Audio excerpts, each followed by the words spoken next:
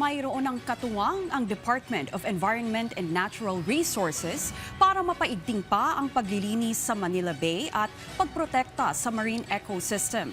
Ito ay isang bagong barko na bunga ng pinaigting na ugnayan ng Pilipinas at South Korea. Silipin yan sa sentro ng balita ni Kenneth Pasyente. Hindi na bago ang ganitong itsura ng Manila Bay tuwing may bagyo o bumubuhos ang ulan. Ang mga basura nagkukumpulan sa dalampasigan. Kaya para mas matugunan ang basura na matagal ng problema sa Manila Bay, 1, 2, 3! formal na isinagawa ang inaugurasyon ng bagong marine cleanup vessel na makapagpapalakas sa pangongolekta ng basura mula sa Manila Bay, ang MV Nilad.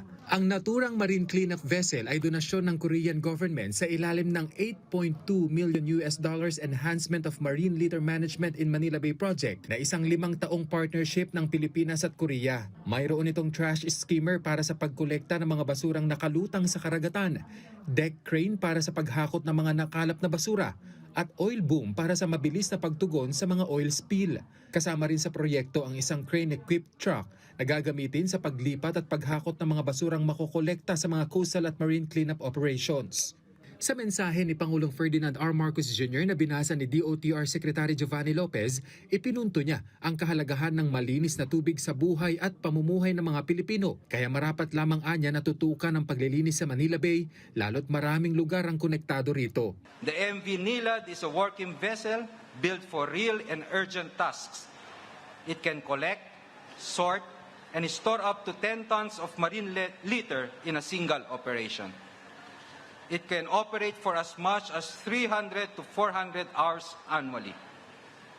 It is equipped not only for waste retrieval, but also for oil spill response and environmental monitoring. Ayon sa DENR, kaya ng MV Nilad na makakolekta ng nasa 10 tons ng basura, habang 7.5 tons ang kaya ng crane-equipped truck sa bawat operasyon ng mga ito. Kaya malaking bagay ito sa paglilinis sa Manila Bay, alinsunod na rin sa mandamus ruling ng Supreme Court na nag-aatas na maipanumbalik ang kalidad ng tubig sa Manila Bay.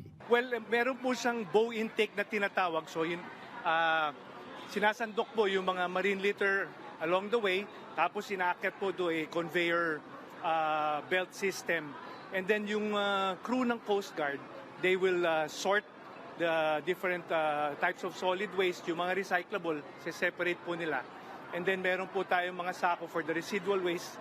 Babalutin po sila, tapos yung truck naman na nakikita ninyo, dun po isasakay. Both the vessel and the truck are equipped with cranes. So kahit mabigat po yung mga debris or yung mga solid waste na kukunin, kaya po isakay doon. Ang MMDA naman ang naatasan na tukuyin kung saang disposal facility dadalhin ang mga makokolektang basura. Malaking karagdagan din ito sa mga kagamitang kasalukuyang ginagamit na sa paglilinis ng Manila Bay. We have other skimmers already. I don't have the exact number, but we have other skimmers. But this is state of the art to. Medyo ang capability nito medyo mataas, 10 tons nga every operation. And not only that, meron siyang ibang mga features na makakadagdag pa in terms of environmental protection. Gayunman, binigyang diin ng DENR na mahalaga pa rin ang papel ng taong bayan para mabawasan ang basura sa Manila Bay sa pamamagitan ng tamang pag-uugali at maayos na waste management. Ikinakasa na sa ngayon ang pagsisimula ng operasyon ng MV Nilad. Kenneth Pasyente para sa Bayan.